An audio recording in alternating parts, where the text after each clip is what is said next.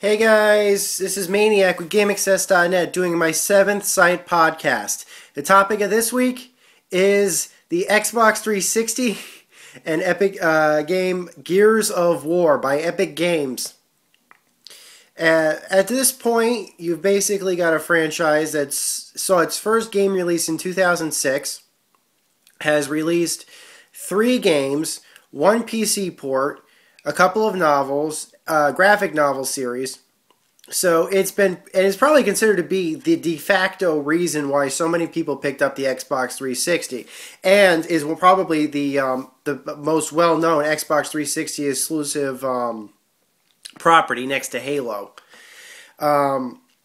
It's a great franchise. It's a great series of games. It's made by a bunch of great developers, and I feel like it's time that I've talked about it.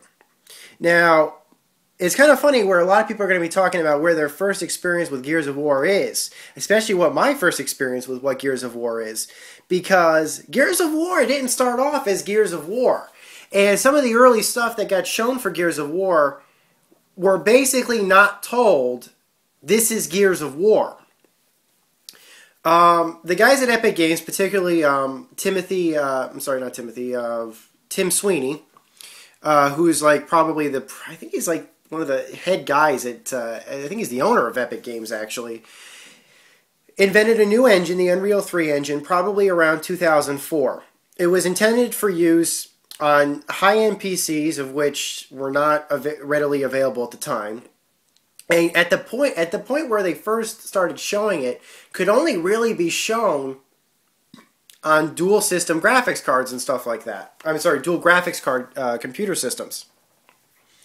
So my first experience with seeing what was going to become Gears of War was when I went to E3 2004 and was at the NVIDIA booth where I saw the live Unreal Engine 3 demo for the first time. Now, they had already shown it at the GDC, I believe, so I wasn't one of the first people to see it.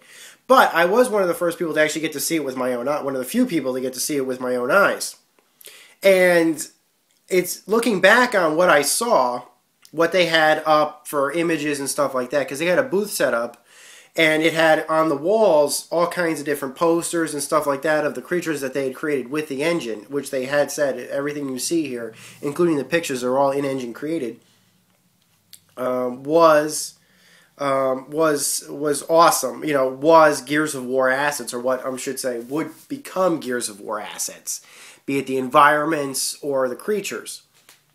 So that got my interest immediately about what was going to be where were they going to be going with this. At that point where they had announced Unreal Engine 3, the next generation consoles had not yet been announced, so nobody knew that there was going to be an Xbox 360 or a PlayStation or coming. People knew about the PS3, but nobody knew it was going to be coming that soon.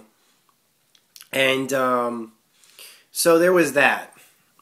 So fast forward about a year later, 2005, the Xbox 360 starts getting some steam, and people start talking about it, and some of the images end up on a few magazines and stuff like that, but there's no direct reference to what they're going to.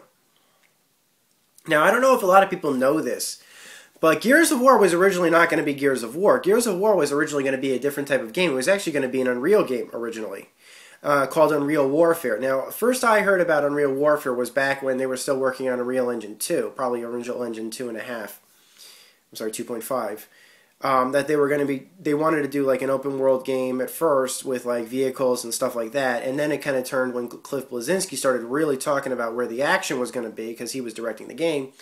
The action really was in cover with up close and personal.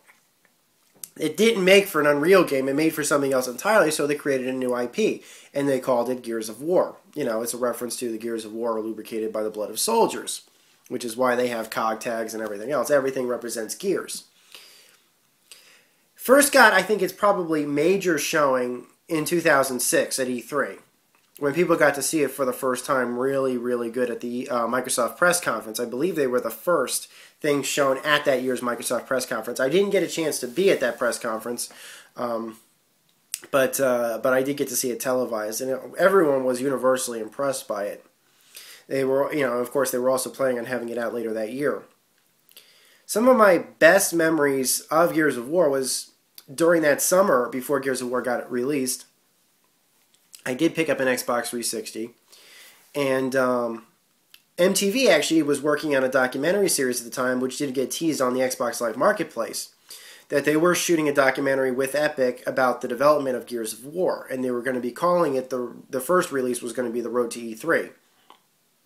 I think originally they were intended to have the series up as a episodic series, like a short episodic series, like maybe 4 or 5 minutes a week or something like that, on Xbox Live Marketplace. They instead, I guess, went for like a 30-minute special and put it on television.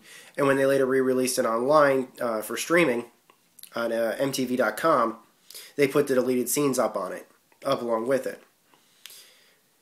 That is, as far as I'm concerned, the Road to E3 documentary that was done and was released on MTV was probably considered to be the best video game documentary that I've ever seen in my life. I think the only ones that even came close to it was the one included with Halo 2, the Halo 2 Legendary Edition documentary, which was also fantastic.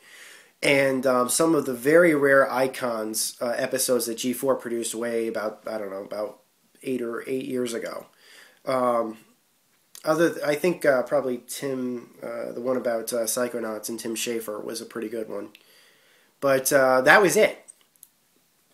And the reason why it was so good was because the camera crew was there documenting the whole thing. And it was really a tense moment because they were documenting pretty much the entire creation of what the development studio had to go through just to get to E3. And to show what they were working on up to E3 and to crunch for E3. And also what was going on in the personal lives of the game developers, like Cliff Bleszinski showed him and his, I'm sure now ex-girlfriend, and other things. It was a really, really well-made, well-done documentary, and I totally recommend finding it to anybody that is interested in seeing it. And the deleted scenes were actually pretty funny too. Because I guess, I don't know if it was because they had him on MTV or something like that, but they actually did a Cribs for Tim Sweeney kind of thing. It wasn't called Cribs, but it was pretty much a Cribs for Tim Sweeney, so you got to see his mansion. That was pretty interesting. And, oh God, and there was a really good scene that was cut from the movie, which showed the Jerry O'Flaherty, I think his name is Jerry O'Flaherty, the art designer, the lead art designer for the first Gears of War game, and his home life with his wife and his daughter. And they were just adorable because he needed to have his wife and daughter in to mocap for female characters that they just couldn't. I guess they were the only people that had the body type that they needed. And it was a really cute moment in the deleted scenes where they had to put his wife in the mocap suit, and they put tracking dots on them, of course. But nobody wanted to put tracking dots on his wife's chest. So the developers were like, "Fine, Jerry." Fine, Jerry. He's like, we're not touching that. We're not putting the tracking dots on her chest. Get Jerry. Make Jerry do it. And it was a really funny scene, I thought. Really good people. So you got to see that. I unfortunately had to stream it because MTV didn't show it nearly enough. By the time I even heard that they had televised it, they stopped televising it. And I never had a TiVo or any type of DVR recorder, especially not back then, when TiVo was the only game in town, and it was very difficult to obtain and probably pretty expensive too. My cable company wasn't offering DVRs at the time, and the only place to really watch it was on MTV's website. Why MTV still chose to censor it is beyond my comprehension. The internet there's no room on the internet for censors. If you don't want to watch it, go to a different website. There's about 1 billion others. But, yeah, my guess is they must have censored the master, knowing it was going for TV. The cool thing was that the documentary was so good that they actually did release it along with the limited collector's edition for Gears of War. So anybody who has a copy of the limited collector's edition of the first Gears of War game, it's on the bonus DVD, and that was a DVD, and you can watch it on any DVD player, so that was fantastic. They also included another documentary on it that was also good, not as good. I think it was more like an interview piece kind of thing. So it was kind of partially a fluff piece, and it was not as good as the Road to E3 documentary. And what finally did happen was that just before release of Gears of War, that fall, and they called it Emergence Day, was there was a second documentary. MTV released a second documentary, which was The Road to Release, and it was not good. And even though it was still the same basic premise of Road to E3, which was the camera crew follows the game developers around for the final week of the game, there was no game development on the final week of the game.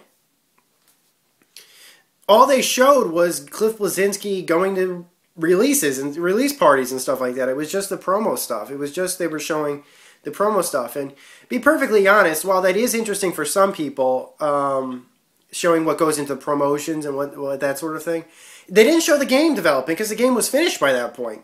They should have. I thought it would have been a lot more interesting. And this has been done in other documentaries. Like they did it for the documentary included with the Metal Gear Solid 4 Collector's Edition, which was show the rush to gold. That makes for an interesting. That makes for an interesting game. That makes for an interesting video, for an interesting documentary. But they didn't do that, and I know that has to do with the fact that they wanted to show the last week of the game developers and that sort of thing. But really, there was really not much interesting that was going on in it. And even though I did catch it when it did televise, it just wasn't interesting. Obviously, it wasn't included with the bonus in the bonus disc because obviously by the time it aired, it probably didn't make time to actually ship with the game because they were covering stuff with the game had already shipped. So yeah, they couldn't include it with the game, but really it was no loss. It was not nearly as interesting as the Road to E3 documentary. Also made for some really interesting showing of some of the characters that they had working at Epic and still do work at Epic. Of course, Rod Ferguson, Tim Sweeney, Cliff Bleszinski. Oh gosh, who else? The vice president, Mark Rain. Yep, Mark Rain's a character, and the producers on Microsoft's level. And it was, I'm going to talk about that just a little bit. The cool thing about the Road to E3 documentary, I know I'm kind of just keep talking about this, but it really was an interesting documentary, was that Microsoft apparently wanted the chainsaw cut from Gears of War. And their producers were doing everything in their power to try to stop them. Now, I don't buy that. I think that they included those bits later on for television purposes, like maybe make up some nonsense that that Microsoft really was trying to cut the chainsaw. I don't buy that. I think they really did ham that up for television. That's why I'm not gonna put any stock into that kind of story. I think they probably redubbed it to kind of make it seem like that Microsoft wanted to cut it, and they changed their minds when everyone liked it. But I don't think it was nearly as aggressive as what they were trying to show in the game itself, that they wanted to cut completely, I mean. But that aside, and that all being said, the game comes out, and of course, like everyone in 2006, my Xbox, my Model 1 Xbox had red ringed. It was completely dead. In fact, actually, it was so red ringed that I got shipped as a replacement, another Xbox, which also immediately red ringed. I was not covered under warranty. This was before Microsoft started acknowledging the red ring problem. And I was actually told I had to pay upwards of about $130 to replace it. I called and complained and I said, you're telling me that I bought something 4 months ago, paid $400 for it. I can't afford this. I just spent $400 on your system and 2 games. I can't afford $150 to send to not just pay you to fix it, but also to ship it out to you. I can't afford. I just can't. And I'm broke. You tapped me out, and the thing only lasted 4 months, and it broke for absolutely no reason through no fault of mine. And I finally got to talk to some of their higher ups, and I told them, I said, look, if some money fell out of the sky for no reason, I'll call you again. Finally, I got so pissed off, I called them again. I talked to their supervisors, and they did offer me. I said, look, this thing broke through absolutely no fault of mine after 4 months. There was absolutely no reason why it should have broken. There's absolutely no I treated it just fine. I kept it on a shelf the whole time. I never shook it. I never dropped it. I never did anything to it. And like anybody whose Xbox broke, they literally only broke because people used them. I know, right? As Yahtzee would have said. It's like, my Xbox is brick because I had the sheer audacity to play games on it. That was in 2006 when he did his console rundown video. And what did happen was that they finally did agree to repair it. Cost $35, which they later refunded. I'll be perfectly honest that they did refund the money. They did when they finally acknowledged that these things were breaking at the drop of a feather and changed the warranty policies. They did refund everyone's money that already had shipped them in defective. However, my shipping costs were not refunded. However, when I called them again after I had shipped it back the first time, because I had an Xbox Live subscription, which was literally doing nothing. I had a year's Xbox Live subscription, which was completely valid, which I had absolutely nothing to play on, because my Xbox was broken. So I called them up asking for some type of Xbox Live refund. I said, look, I'm going to be pretty easy with you guys. I'll take, if you guys want to offer me Microsoft points, that's one thing. If you guys want to offer me an extra month, that's one thing. Again, they weren't doing that at the time. Nowadays, they actually, with repairs, will give you a free gold month. So, again, they did get better. But back in those early days, it was pretty bad. And actually, the guy said something kind of nice. So, I really can't complain that much. He offered me a free game.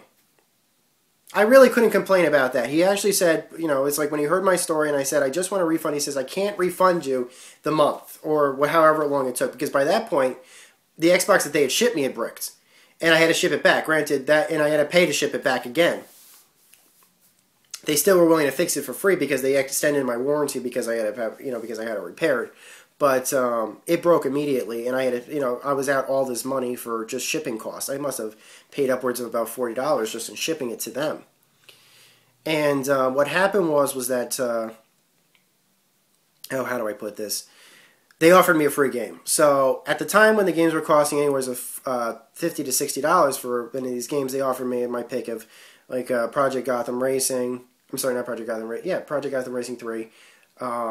Cameo, or oh god, what was the other game? Perfect Dark Zero. I should have taken Cameo. I asked for Project Gotham Racing. I don't know why. I should have asked for a copy of Cameo. But I already had a copy of Perfect Dark Zero, so I told them, it's like, any one of those games is fine, but I'll take PGR 3 because, I don't know. I should have taken Cameo. So, that all being said, when I pick up a copy of Gears of War's Limited Collection because I had to, with no Xbox to play it on. And then I'm going to get to probably one of my favorite gaming stories to tell. I have posted this on the website. I have talked about it in the past. But I want to tell this story again because it really is a fun story. So then, maybe 1 or 2 days after Gears of War gets released, I pick up my copy of the Limited Collector's Edition in stores. And again, have absolutely nothing to play it on. My friend Twitch from Twitch Gaming, who you've seen in some of my other videos, was in the market for a new television.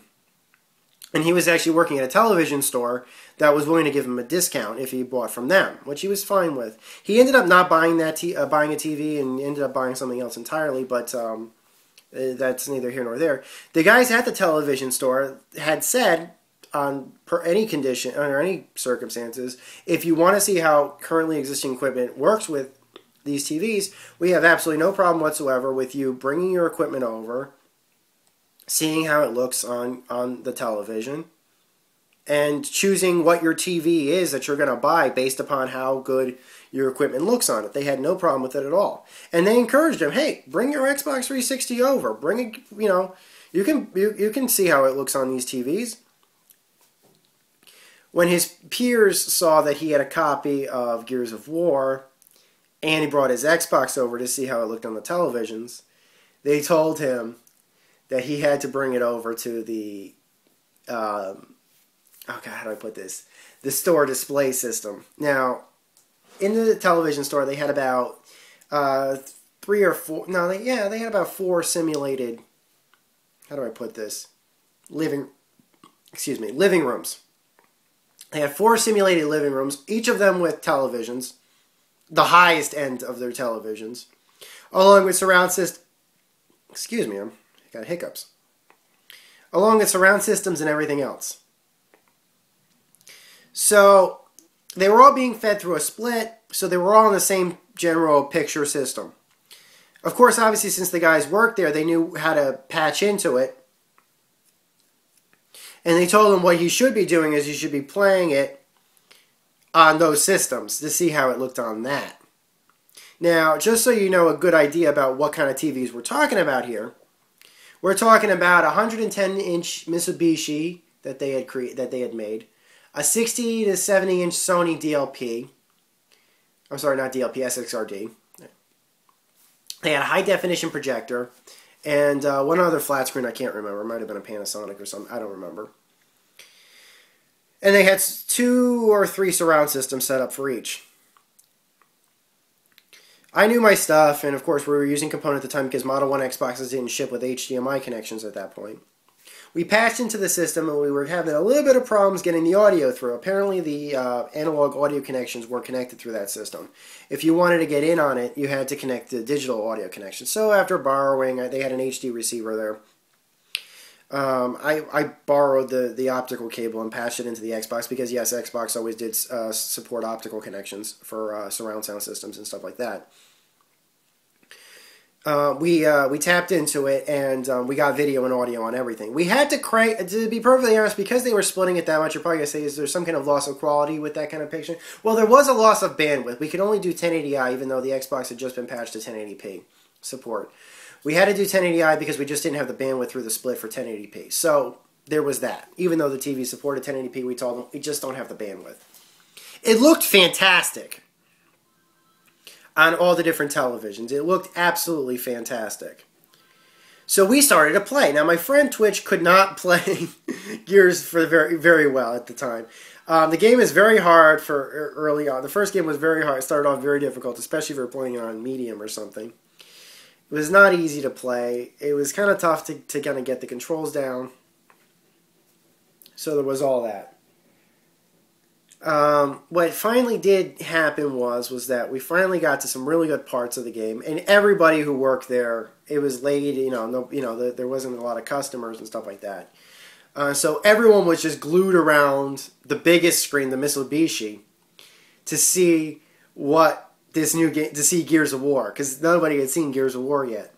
An older couple walked in and sat at the Sony television, and looked at Gears for the first time, and then looked over at us and saw that what they were seeing wasn't real, was being manipulated by us, and obviously it was fake. And they just said, oh, thank goodness, while they were leaving. We thought we were looking at the Iraq War. And they were serious. It was that intense for them. They really thought they were looking at the Iraq War. And we thought, yeah, all right. I never get tired of telling that story. That's one of my favorite gaming stories. But that's neither here nor there. So finally my Xbox does come back, and I get Gears of War, and I enjoy every second of it. I really did. Now, if I had a few complaints about it, it was this. One, the story was not as prevalent as it was in the later games. I think that might have had to do with the fact of how the game was designed and everything else. So, even though by the point where day one Gears of War got released, they already had a complete backstory created for it, which they had posted online, and they had posted on their website, and they had posted it, the FAQs had this information posted up. But not a lot of it got really made clear in the game itself. A lot of the story wasn't really presented in the first Gears of War game. Like, the fact was that General Ram was actually the person who supposedly had killed Marcus Phoenix. Now, obviously,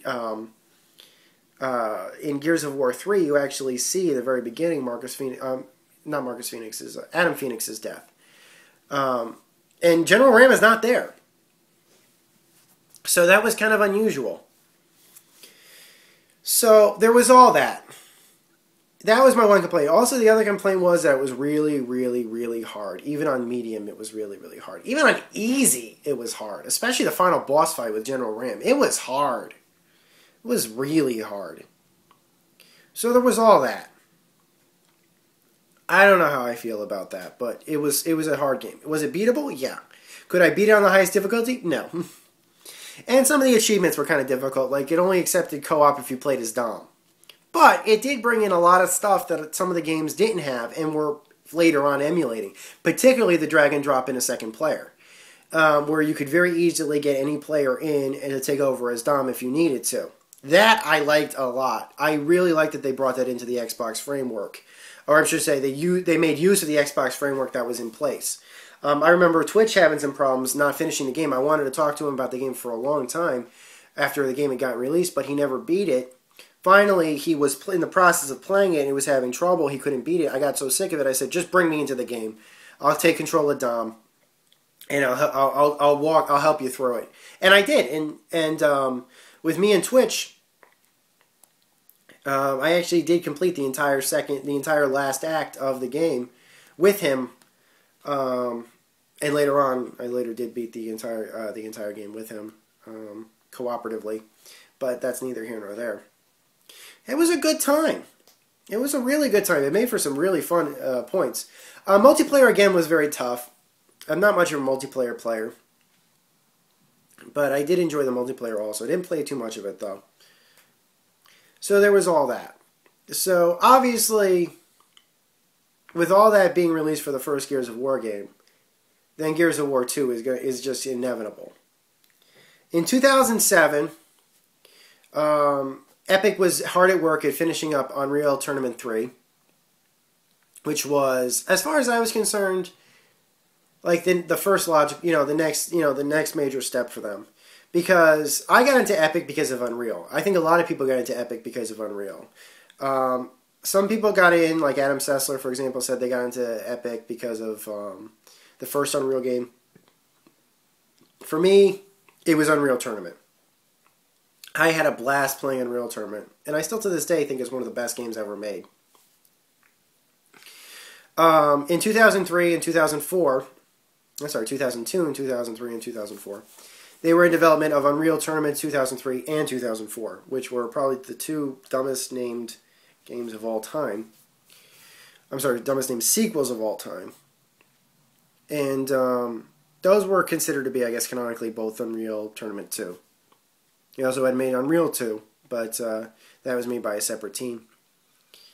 So, it was great that they finally brought the Unreal Engine 3 to the Unreal, and made an Unreal game with it.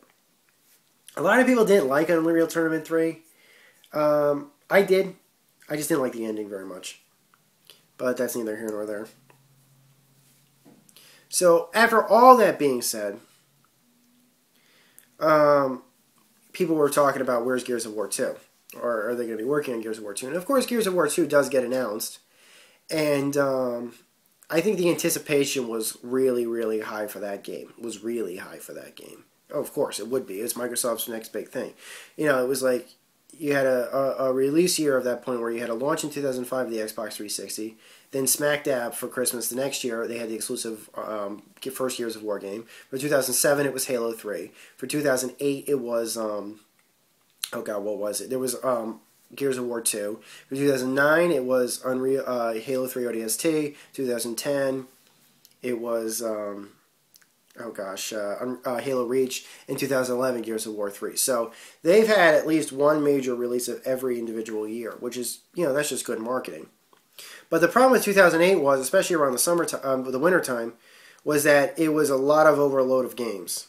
Because you had so many games coming out at so many different parts for all the different platforms, all of them getting collector's editions, and also you had the Rock Band and Guitar Hero stuff, which was in its heyday at that point. That Christmas was very expensive. And as such, a lot of games got overlooked, in particular Mirror's Edge, Dead Space, originally. Some of these games got overlooked and probably didn't get looked at closer until after 2009 started. So I know I particularly was looking at Mirror's Edge in probably around March 2009. Same thing with, what else was there? Dead Space. I didn't pick up Dead Space till January. So there was all that. And so some games felt the hurt. But you had, at the same time, Gears of War coming out, Resistance 2 was coming out, and Resistance was like the Sony PlayStation's counterpart, and I've already done a podcast about that, so I won't talk about that too much. That having been said, I think Gears of War 2 improved on Gears of War 1 in pretty much every respect. Now, the cool thing was that when they didn't even announce that Gears of War 2 was coming out at first, what they announced was the major update to Unreal Engine 3. And that was what was first shown. The cool thing was that when they started showing the Unreal Engine 3 hardware software for the first time, I think it was probably either the PC stuff or Xbox 360 stuff, they used Gears of War assets to show the comparison. In particular, they showed how improved the Gears of War assets were, particularly with the lighting stuff, with the fluid stuff, the improved physics and everything else, as well as having large that they could bring in lots and lots of characters. They had crowds, they could create crowds and stuff like that. Now, a lot of people took this to interpret that with all these assets that they were making, that there would be a Gears of War 2 made with this technology. They were correct. They were absolutely correct. And Gears of War 2 did get first announced later on.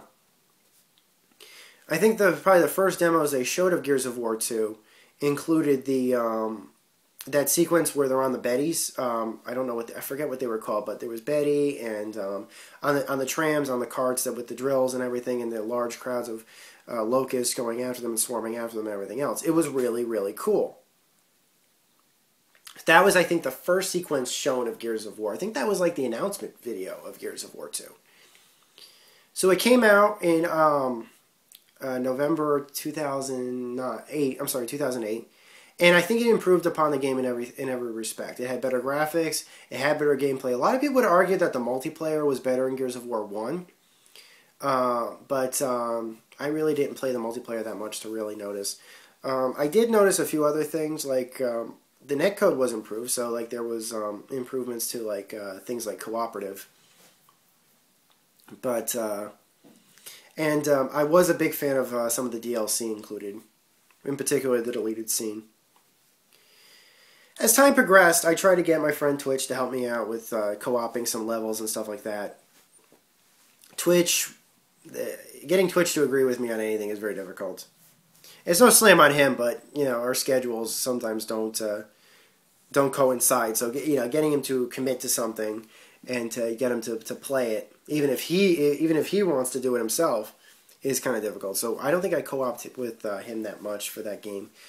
But I did co-op. I did end up co-oping with someone else, and we played through the whole game together, including the deleted scene. It was pretty fun. It was pretty fun because I hadn't played it in quite a few years by that point that I finally did co-op it again, and I remember just how good it was. In particular, some of my favorite sequences in the second game probably includes from like this. I would say like the middle part to the end. I really did like the middle act, even though a lot of people said, well, that was kind of a throwaway act because it really didn't seem to have much fit in the game itself, but I disagreed. I think it worked really well for the Gears of War universe, to expand the Gears of War universe. And I really liked the fifth level, the fifth act. I thought that was pretty fun. It was fun. It was fun to co-op. It was fun to play, and I really liked that they expanded the story along. Oh, and of course the cart, the thing where they're on the transports with Dizzy and everything. That was another great scene. The cool thing about all that was that it showed by that point that they could have the gameplay of Gears of War, improve upon it, and bring in the story and improve on the story. Because that was, I think, a lot of people were interested in the Gears of War story, and they really improved it, especially when they had stuff like they were bringing in the chairman, they showed Pressman and everything else. I'm sorry, Prescott. It was really, really interesting, and set up for what would eventually become a major third act. Then there was the cliffhanger at the very end. We got to see the Queen in Gears of War 2 for the first time, and she was not what we were expecting. So that was very interesting, I thought. Badass, I thought, very badass. And of course, the ending at the very end being like, is Adam Phoenix really alive? So it was cool. By that point, they started the books and the graphic novels and everything else. I didn't really read the books. I have a copy of the graphic novel, which I haven't read, so I really can't talk about them that much, although I'm familiar with the stories.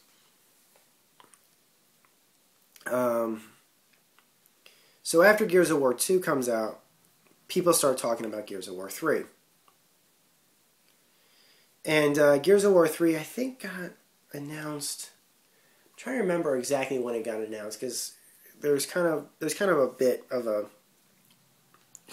thing in there. Originally, Gears of War was supposed to come out in April of last year. Instead, it came out towards the end of last year. That was because they intentionally delayed the game to improve the netcode, tweak and finance it. Also, they thought it was a better idea to release it during a more swamp season? I don't know. I mean, last year was probably to be like the biggest video game release ever year. Especially that, you had dozens and dozens of high quality, top property games coming out pretty much every week between September and December, and the end of November. I mean, yeah, between September and the end of November. That was expensive, very expensive, and they all had collector's editions, and they all had, in some cases, premium collector's editions, super premium collector's editions. Gears of War 3 was $150 when it released. That was a premium edition. Same thing with Skyrim and a few other games. I think Saints Row 3 was $100 when it was released, that collector's edition. So it was very difficult. And by the way, guys, if I do list prices, I am talking about collector's editions because that's what I buy. I buy collector's editions. And I do take into account what these collector's editions cost when I talk about them. And I also take into account, because let's face it, the majority of most games are going to be $60 at release. I get that. That's what the usual price is. If it's a smaller game or if it's a smaller re-release, it'll be $40. I get that also. So I usually will list a price in US dollars of what the premium collector's edition is going to be, or is at the MSRP price. I get that, and I just want you guys to understand, because every once in a while I get a comment on the videos, and I'm fine with the comments. But I just wanted to clarify that, because every once in a while I get a comment in the video saying, but you said it was this much, I got it for $60, that sort of thing. I just want to explain that when I list prices, sometimes, I usually will list the premium price of the collector's editions, because everyone knows it's going to be $60 for the regular edition at launch, usually. So, there's that. So, after all that having been said and done, the Gears of War beta starts up, and they release Bulletstorm. Now, Bulletstorm got shown, I think they first really started showing it around the same press conference. I think that Gears of War was being shown also. Yeah, they showed the 4-player co-op, I think around the same press conference that they showed Bulletstorm. And the cool thing about it was that because they delayed Gears of War 3, they could include the Gears of War 3 beta with the Xbox 360 Epic Edition of Bulletstorm, which I think got Bulletstorm some cheap sales, and I think even they recognized that was kind of a marketing gimmick. But that all having been said, Bulletstorm was not nearly as bad a game as everybody pegged it out to be. It just wasn't a great game. It was a good game, but it certainly wasn't Epic at their best. Was it fun? It was fun. I did think it was kind of like a kind of went a little bit overboard on some of the gimmicks with it, particularly with the special kills and everything else. For completionists, it was really annoying to try to get all that, in a single playthrough. So after all that having been said, I got in on the Xbox 360 beta of Gears of War 3, and I got to play the multiplayer. And I thought the multiplayer in beta was really, really, really difficult. But then again, I think that was because when they started the beta, and I disagreed with this. When they started the beta, it was basically like rabid wolves being fed to sheep. I'm sorry, sheep being fed to rabid wolves. And the reason why was because they turned on the beta for the Bulletstorm users at a point where the only other people that would be playing it were the video game press. And they had been playing it for weeks by that point. Or at the very least, yeah, I think they'd been playing it for quite a while at that point. And they were great at it. So here you had all these new gamers coming in, and we were just getting our asses handed to us. That was not fun. That having been said, that wasn't the case when the game finally got released. It was more, they certainly fixed it. When that game got released, when Gears of War 3 got released, they fixed the multiplayer. The multiplayer was a hell of a lot fairer on the release version than the beta was, so I'll give Epic credit for that. So the game got delayed, and so that meant there would be an E3 showing. Now, a lot of people had been seeing stuff like certain segments of the game, but they said that the 4-player co-op was coming, but we didn't really know exactly what the story of the game was going to be. At least not that I could tell. We knew what was going to be happening for set pieces and stuff like that. They showed, I think, the Lambent. They showed the Lambent, that we knew about them, and they showed like a Lambent Berserker in an earlier E3. But we didn't know exactly what was going to be going or what the extent of the story was going to be, at least not for the start of the game. So when E3 2011 came up, which I was invited to, I got to meet Rod Ferguson, nice guy, really nice guy. And I got to see it demoed live at the Microsoft booth, which they were also showing Fable, the new Fable Kinect game. And for that press conference, they finally showed what the extent of the game was going to be, in which they said what the story was going to be. That that the coalition of world governments had been disbanded, Prescott was missing, the Queen was dead. They're living on a ship at this point, just because it's not. There's no army anymore. There's no navy. It's just a bunch of It's just a bunch of Marcus friends, basically. It's like Marcus and his friends, and that's how Rod Ferguson put it. And we got to see, I think, the second chapter, the very the middle portion of the second chapter of the game, up until the big sea creature. I can't remember what it was called. They showed that huge lambent sea creature fight try to eat the ship. And then they switched it over to the second team, which is of Dom and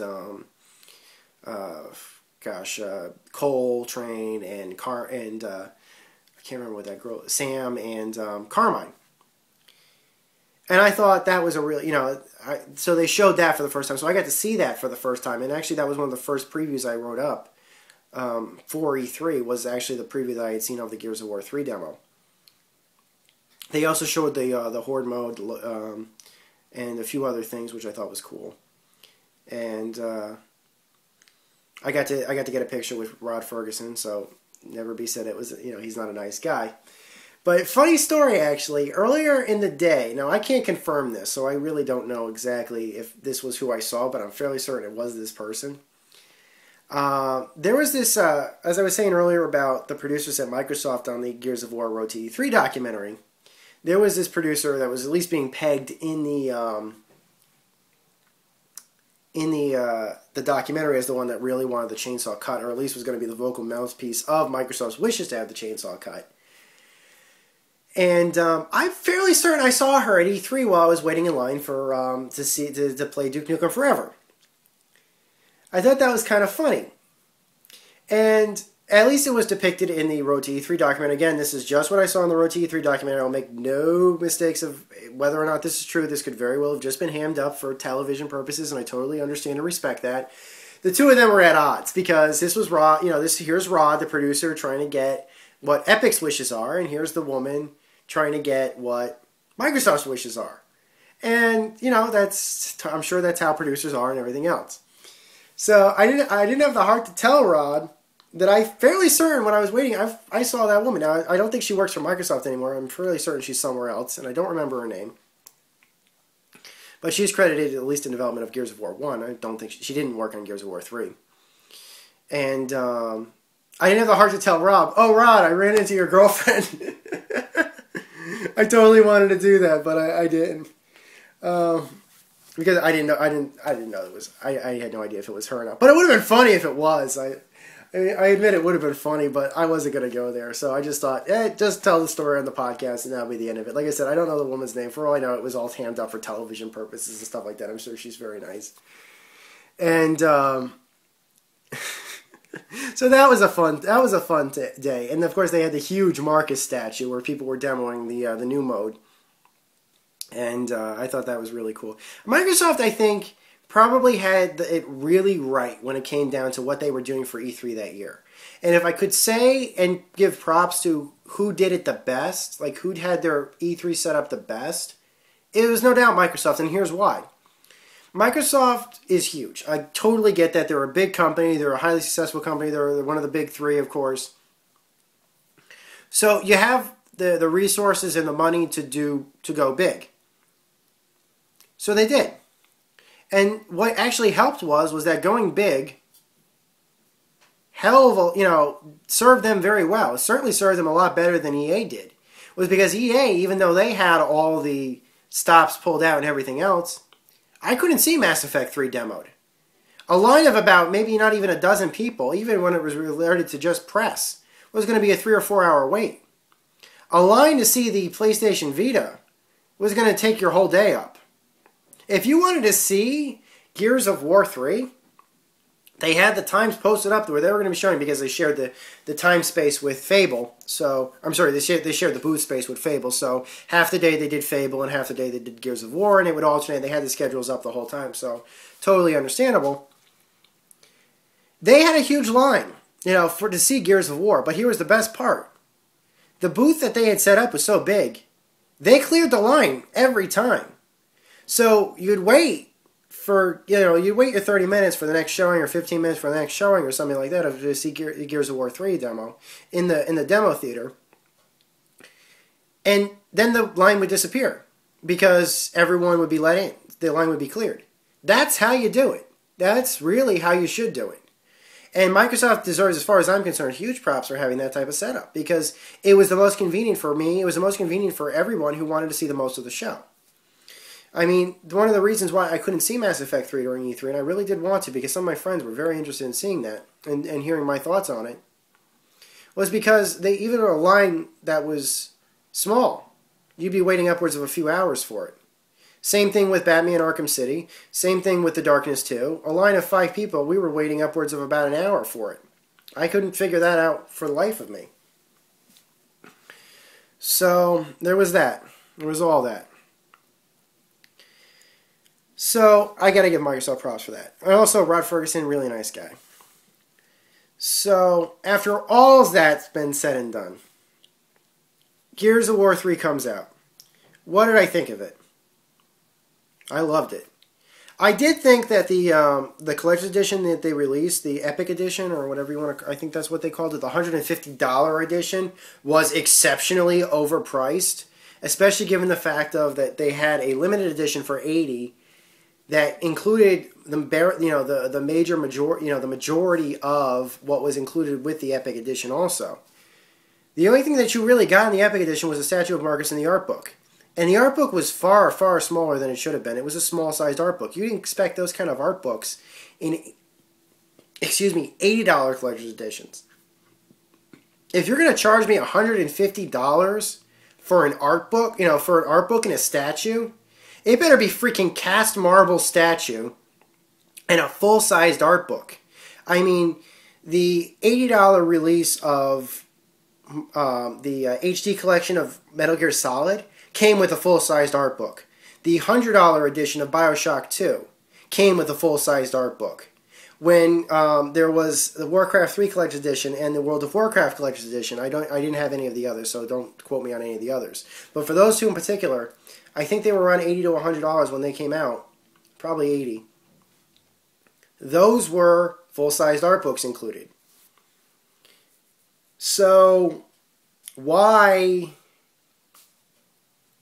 were those games, why did, if you're going to, why was that $150? They easily could have charged at least $25 less. Heck, they should have charged $100 for it. That's, as far as I'm concerned, what it was worth. $100, less than $100, I would, I'd be a little bit apt, but it was definitely not worth the extra, what was it, $65 premium?